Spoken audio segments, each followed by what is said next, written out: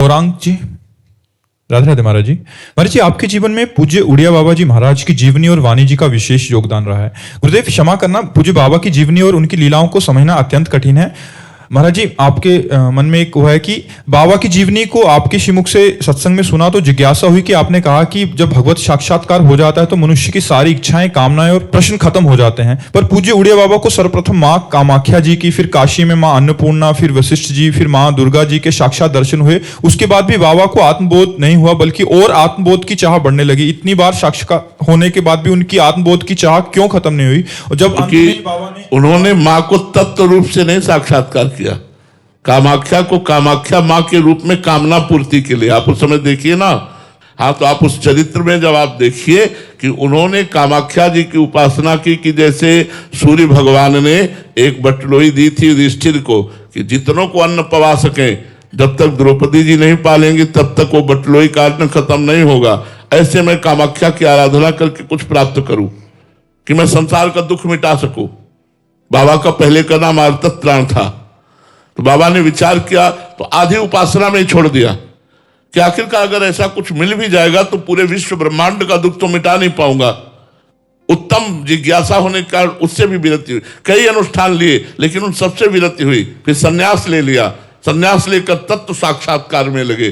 जब तत्व साक्षात्कार हो गया तब सारी कामनाएं शांत हो गई।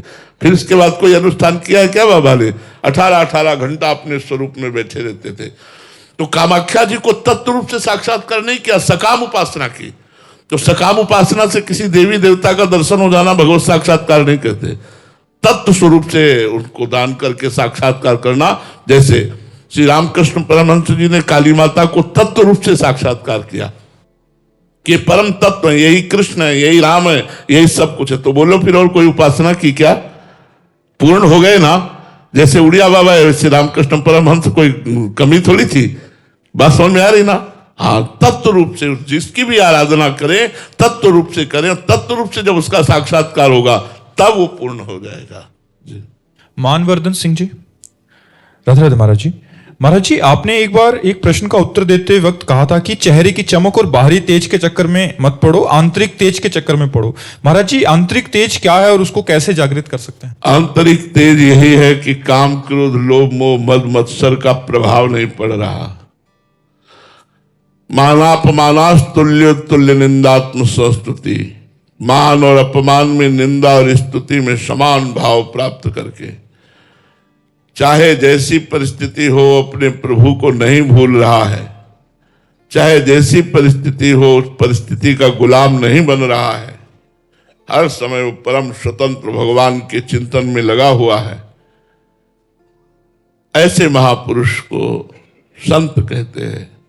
ऐसे महापुरुष को तेजस्वी कहते हैं कि उनके तेज के आगे प्रतिकूलता, अनुकूलता, सुख दुख, लाभ हानि ये सब मिट्टी हो गए। काम, क्रोध, लोभ, मोह, मद, मत्सर इनका कोई प्रभाव नहीं रहा। वो महापुरुष निरंतर भगवान में स्थित माने जाते हैं। अब ये बात कैसे पता चले कि ये निरंतर भगवान में स्थित है?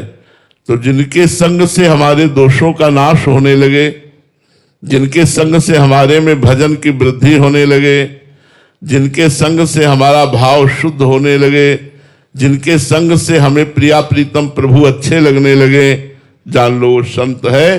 चाहे वो पैंट शर्ट में हो, चाहे पैजामा कुर्ता पहने हो, चाहे कैसे भी वस्त्र पहने हो, वो भगवान का निज जन है।